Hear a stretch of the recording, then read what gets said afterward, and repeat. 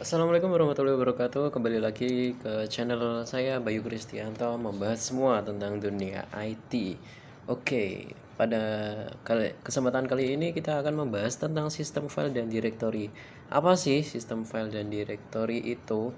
Nah, sebelum itu pada video kali ini kita akan membahas 6 hal, yaitu konsep file, metode akses, struktur directory, struktur sistem file, metode pengalokasian, dan manajemen ruang kosong. Oke, stay tune untuk terus menyaksikan video saya ya. Yang pertama, konsep file.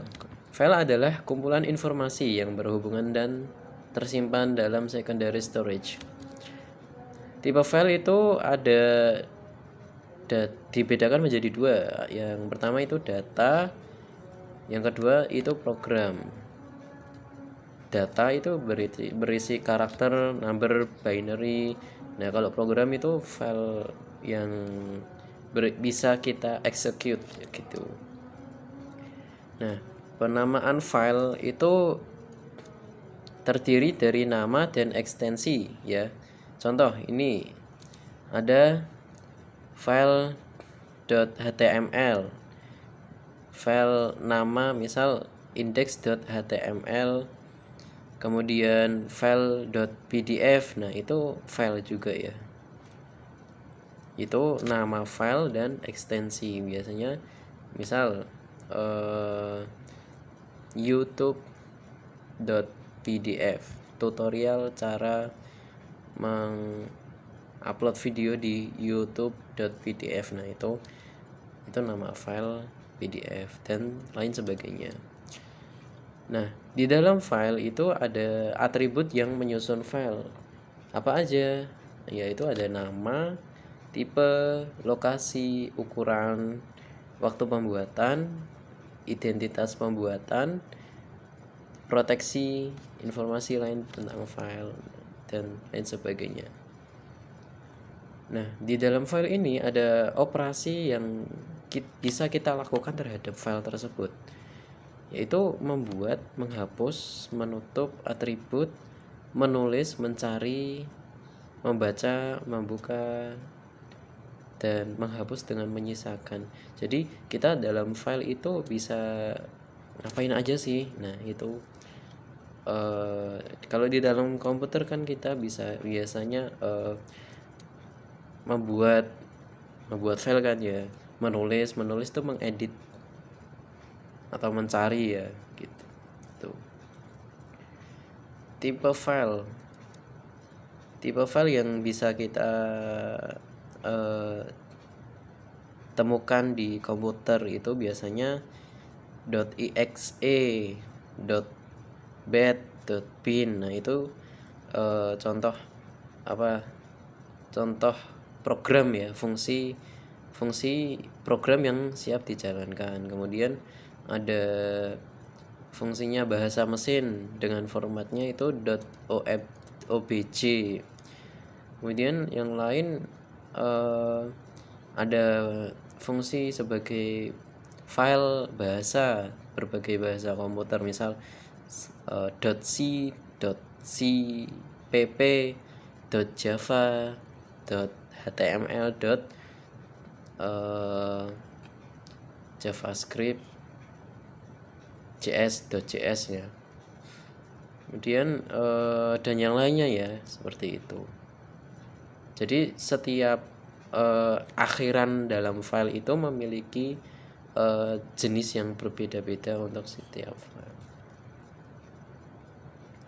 Yang kemudian kita masuk ke pembahasan tentang metode akses dalam file. File menyimpan informasi. Apabila digunakan, informasi tersebut harus diakses dan dibaca memori. Terdapat beberapa cara mengakses informasi pada file, yaitu sequential access, direct access, other access method.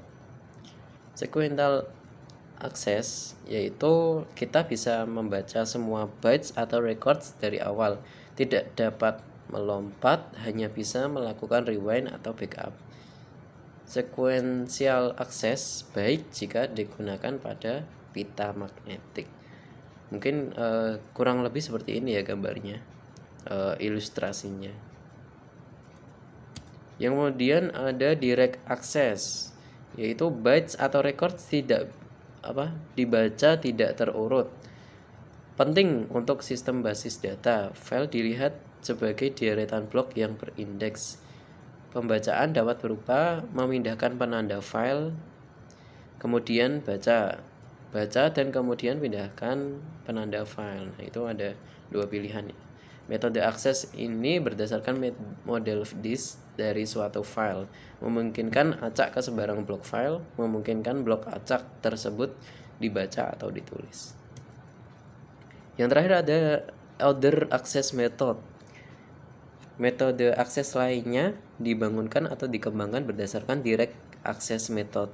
Biasanya melibatkan proses pembuatan indeks dari file.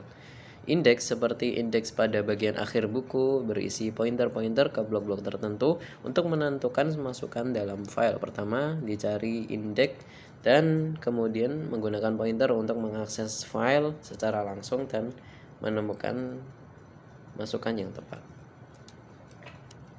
Next pembahasan adalah struktur directory. Nah, apa sih itu directory? Directory adalah kumpulan nodes yang berisi informasi mengenai semua file, baik struktur directory maupun file berada pada disk. Operasi pada directory yang bisa kita lakukan kurang lebih sama seperti file, yaitu mencari,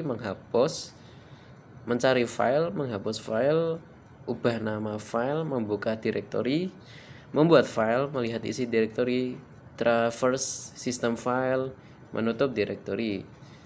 Struktur directory ada 3 ya. Ada single level directory, two level directory, dan yang terakhir three structured directory. Kalau single level directory itu semua file terdapat pada directory yang sama. Tiap file memiliki nama yang unik. Two level directory membuat directory yang terpisah untuk tiap user. Terdapat user file directory atau UFD yang biasa disebut UFD dan master file directory. Jadi yang ada directory khusus buat root, ada directory khusus buat user. Jadi misal admin bisa mengakses semua file, kalau user hanya bisa mengakses beberapa file, seperti itu contohnya. Yang kemudian adalah tree structured directory. Tiap directory dapat mengandung file dan subdirectory. Current directory adalah directory yang baru-baru ini digunakan. Seperti inilah ilustrasinya. Nah, selanjutnya ada acyclic graph directory. Tiap directory dapat mengandung file dan subdirectory. Current directory adalah directory yang baru-baru ini digunakan. Struktur sistem file.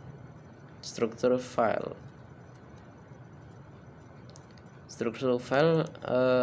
terdiri atas unit penyimpan logika dan sekumpulan informasi yang berhubungan. Sistem file berada pada media penyimpanan atau secondary disk.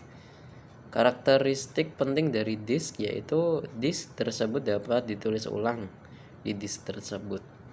Hal ini memungkinkan untuk membaca dan memodifikasi dan menulis di disk tersebut. Dapat diakses langsung ke setiap blok di disk. Hal ini memudahkan untuk mengakses setiap file secara berurut maupun tidak berurut. Metode pengalokasian. Metode pengalokasian ini berhubungan dengan bagaimana blok-blok tersebut dialokasikan untuk file. Jenis metode pengalokasian file. Yang pertama, contiguous allocation, linked allocation, indexed allocation. Kalau contiguous allocation yaitu setiap file menempati sekumpulan blok yang berurutan pada disk. Bersifatnya itu sederhana, hanya membutuhkan lokasi awal dan panjang. Contiguous allocation bersifat random access, tapi pemborosan ruang file tidak dapat berkembang.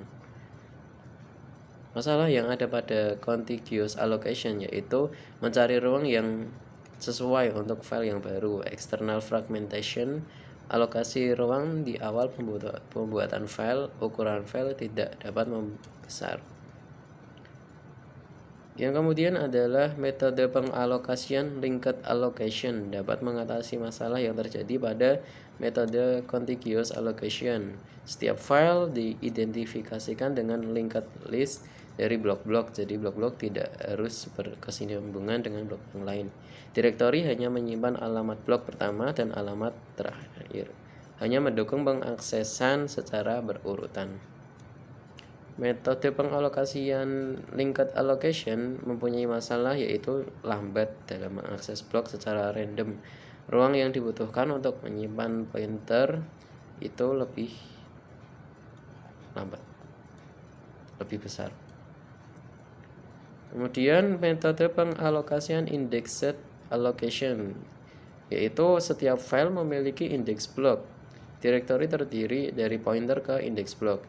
Indeks blok merupakan suatu array yang setiap elemennya merupakan urutan blok dari suatu file, mendukung akses blok secara langsung dan tidak ada external fragmentation. Manajemen ruang kosong. Untuk menyimpan track dari ruang disk yang kosong, sistem membuat daftar ruang kosong. Daftar ruang kosong tersebut menyimpan semua blok-blok disk yang kosong. Metode manajemen ruang kosong yaitu bit vector, linked list, grouping, dan counting. Manajemen ruang kosong yang pertama yaitu bit vector. Bit vector itu ruang-ruang kosong diimplementasikan sebagai bitmap atau bit vector.